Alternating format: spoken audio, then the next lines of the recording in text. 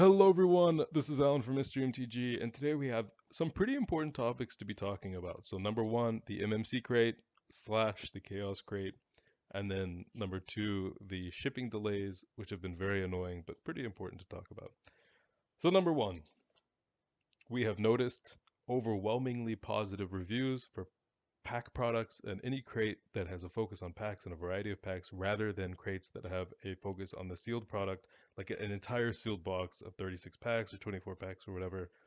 People just don't like that as much.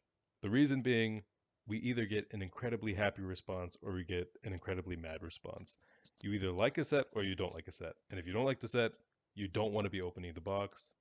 It's hard for us to understand that really because the sets that are listed on the list can all be included. When you buy a product, we do allow people to have order exemptions. A lot of people don't do that, and then when they get angry about what they get, they say, well, this is the set that I hate the most. I sometimes just want to say, why didn't you put that in your order notes? We would have never included it. We would have just excluded that and you wouldn't have gotten it. But hindsight is 2020, right? So I hate to be the person who tells them that's just RNG. Rather, I think it's on us as the people who run this business to make this experience easier for people to get into, and we want it to be easier for them not to make a mistake like that. So, if we send out a crate with a huge amount of variety, it's easier for people to really love it. They might not like one or two packs, but they would love the other eight or the other 10 or whatever, however big this crate is. If it's the Chaos Crate or the MMC Crate, if we don't include an entire sealed box in the Chaos Crate, then we could throw in more from the vaults. We can throw in sealed precons. We can do all of these extra things with it, plus packs, plus singles. And it's just, even starter decks from Ice Age or, whatever we want to do, we can do that, right? It becomes really hard. I mean, when it comes to TCG mid and Star City game pricing, which is our pricing method, we have that on the front page. Some people still want us to be using like eBay pricing. Guys, our hands are tied when it comes to us monitoring market value every day. We can't do that. We can't try to curate boxes, have quality assurance, handle customer service, and then also on top of that, consistently be watching the market. Pricing fluctuations, I don't think people realize how often things will spike, things will crash. It's pretty abnormal sometimes, and we're just not able to handle that. We're a small team. We want you guys to have amazing crates, but we also have to be realistic about the amount of effort we can extend into making sure pricing is 100% accurate. So currently we just have it to where once the product is packaged, the price at that time is what it was for it to be packaged, right? So this creates a couple of issues with products like Zendikar set boosters that were sent out at 140 and when they were received were $100, right? That's something we hate. We don't want that to be the case. So we have to change that. And that's I think the best thing we can do is make sure that we're not sending out entire sealed booster boxes. That doesn't have to always be the case. We do want to be doing that sometimes. Like if we're throwing in like a Masters 25 booster box, I think that's an incredibly fun opening experience. Same with the mystery boosters, right? So that's something that we don't want to entirely get rid of. But at the end of the day, we have noticed people are not happy with just getting an entire sealed booster box plus a couple of packs plus a couple of singles. I think they do want the variety. And if that's what people want, that's what we're going to do. So whatever makes you guys happy, we're willing to extend in that direction. But please remember that Mystery MTG is an RNG. It's an RNG crate. You're not going to be getting a set thing. You have to be putting stuff in your order exemptions. If you're not writing down order notes for us, and we send you something you don't like that was on the product list, it's hard for me to say, I'm sorry, let's send you something, right? Because you didn't tell us. There was no direction. This is sort of a curated process. We try to look at what you guys like, and then we can kind of see when people write something, we can say, oh, they don't like stuff from this block. They might really like stuff from this block. It looks like they're really fond of this format. Okay, let's try to aim in that direction. We've never had a bad complaint whenever written down a detailed order note, so that we've done proper exemptions. Not a single time. Typically, it's always when the order notes are empty and people order something like the Chaos Crate, and we try to make it as obvious as possible, even with the name that crate is. It's seriously just completely random. It's really hard to know what you're gonna get. It's pretty crazy. But at the end of the day, it's supposed to be chaotic, and a lot of people actually don't like chaotic when they get it. They're like, okay, well, I got this, I got this, I got this, and then I got a random from the vault, and then I got this starter deck, and then and it's like, well, yeah, that's the chaos grid. I mean, it's supposed to be a really crazy opening experience. A lot of people love it. Some people are just like, I was expecting to get, you know, this and this, maybe the entire anthology, and I'm like, uh, I'm sorry. I wish I could. I wish I could just send you one right now. But we have to, be responsible about this.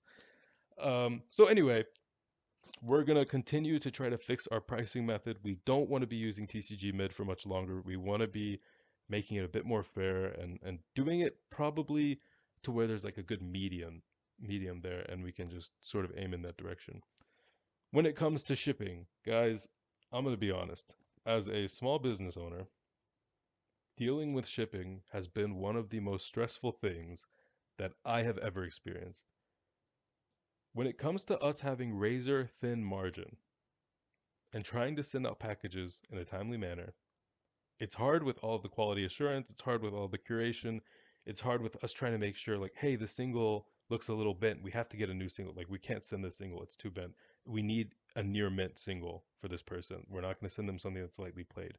That's not what we want to be doing, right? If they're paying this price, they need to be getting stuff that's sealed. There's no damage. Sometimes it's not possible, like with precons, there's like little tears that always happen. So in that case, but with singles, we have to be really careful about that. You're playing with those cards. That takes time. It adds time. There's unprepared for delays. And then on top of that, USPS has essentially said it's going to take an extra 3 weeks for us to get packages out to anyone.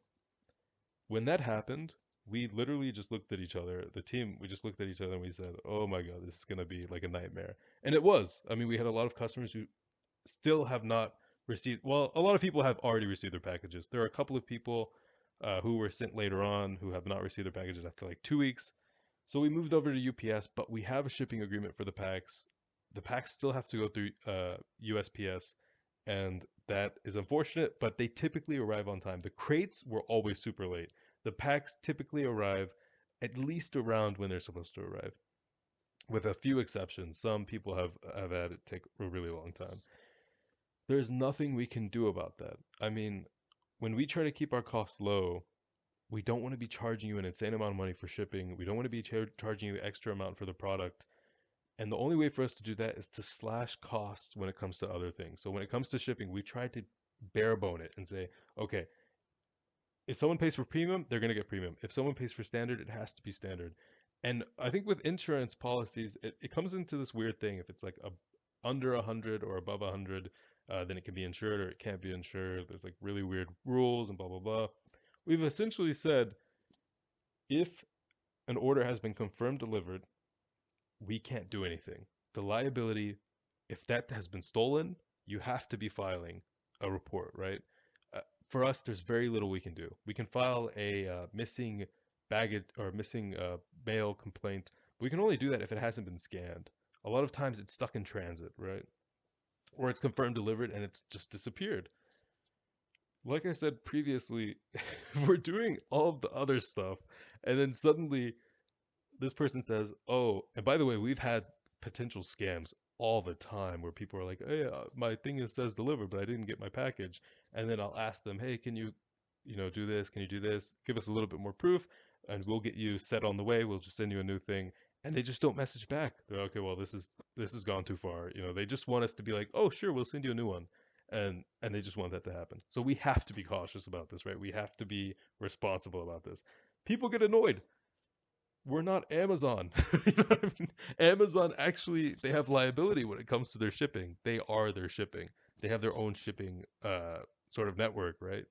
I think they still use USPS and UPS for certain things, but they have liability when it comes to that. That's why you can request a refund from them directly. A lot of times, a lot of these shipping couriers will sometimes just try to refer back to the seller and say they sent us information they did. We never get anything. I'm not even kidding. We don't get anything from the UPS when something goes missing, when someone has a confirmed delivery and they file a complaint and they say that they've sent us something. To this day, We've only had 2 documents into us, and out of the like 12 to 14 complaints against the USPS or UPS that we've had, we have no communication. Whenever we reach out, it's always this cookie cutter response. It comes to this point where our hands are tied, the customer's hands are tied, and the customer's looking at us and saying, "Hey, I want a refund." And it's, well, you're going to get your product sooner or later, right? We can't really do anything to expedite that, which is the issue. And if we refund you, we can't just trust you to send the product back after. It's a really terrible, vicious sort of triangle here. And the person who lost the package is the one who is typically not being blamed. Everyone's saying, you guys are the sellers, you have to fix this. Now, that's a Amazon policy, right? The Amazon policy is that the seller always has to make things right. If it's lost, you just take the loss and just.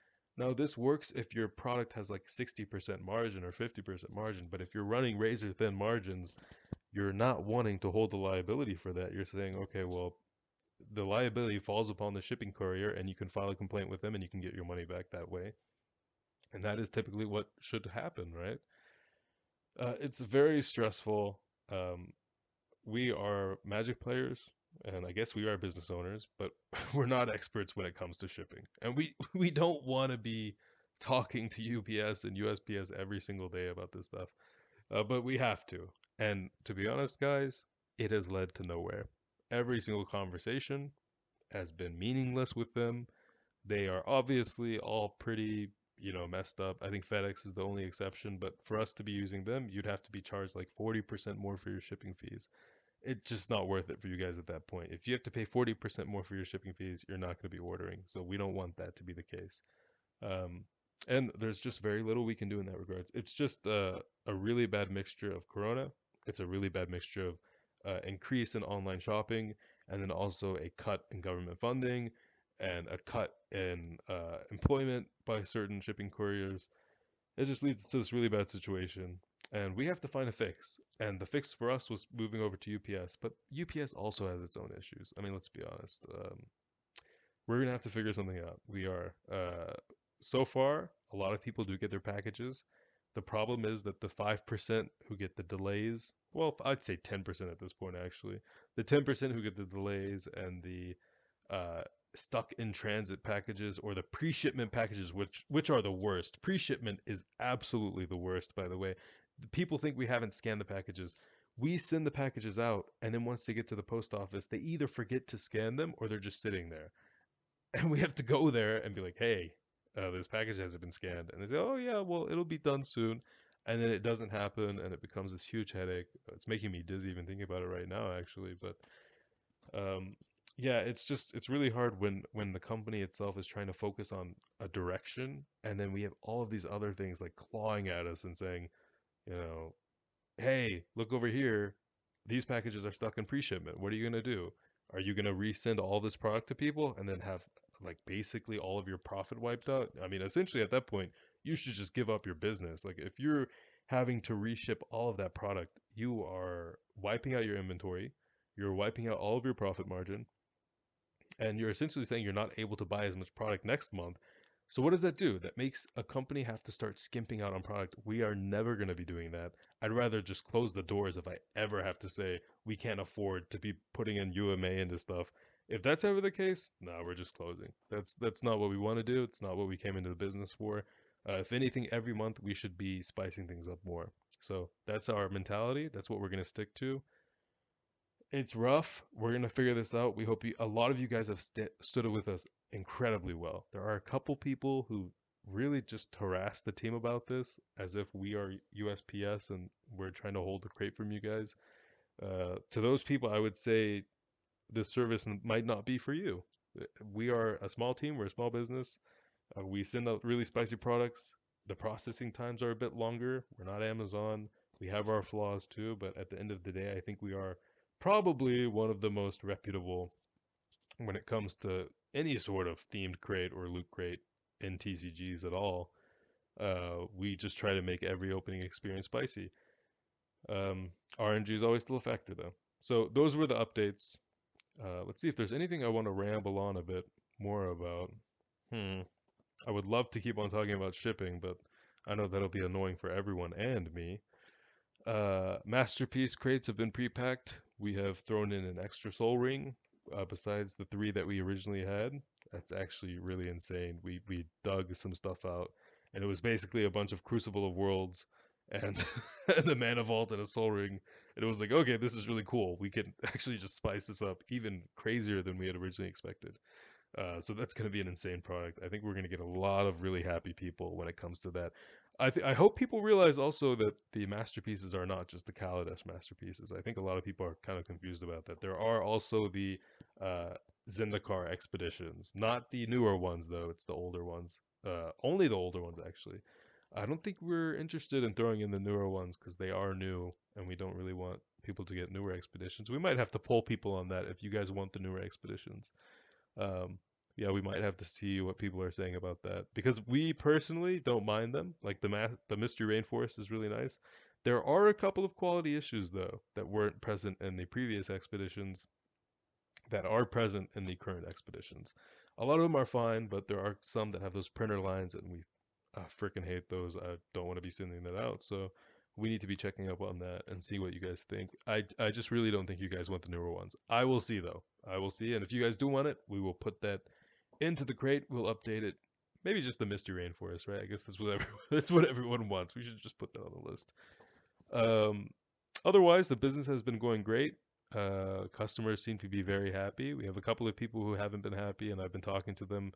Um, it's a bit rough, to be honest, guys. I'm saying this with the mentality of I want you guys to always be happy, but sometimes I just can't understand why certain people are buying from a service that markets itself as sort of pack opening attic service, and then whining about the pools they get from a box as if they've never opened a box before, right? It's like, you're not gonna be getting a mana drain in every single pack. It's just not. There's no reality. There might be a reality in which that happens actually, but it's not gonna be the most common one, right? So yeah, it's a bit hard to find a balance. Anyway, we've drawn this on probably way too long. I'm gonna call it a day, and I have to go back to packing. So I hope you guys have a great day. Be safe